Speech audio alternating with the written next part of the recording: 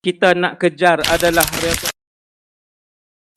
1400 tahun dahulu Allah pernah umum ke Nabi, wahai Muhammad, bagi tahu kepada umat kamu, dunia dan seluruh isinya tak ada harga di sisi aku.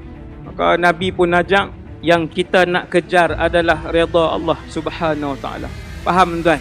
Yang kita nak kejar atas dunia ni ialah redha Allah Subhanahu Wa Taala. Yang kita nak kejar di atas dunia ni redha Rasulullah sallallahu alaihi wasallam siang dan malam. Manusia yang bila mana dapat redha Allah dan redha Rasulullah, maka kekuatan kerajaan dunia akan berada di bawah dua telapak kakinya. Bukti zaman Sayyidina Umar bin Al-Khattab radhiyallahu anhu, Sayyidina Umar mengalahkan dua kerajaan terkuat dunia, Rom dan Parsi. Orang yang berjaya dapat redha Allah, redha Rasulullah, hidup di atas muka bumi Allah. Seluruh makhluk berada di bawah telapak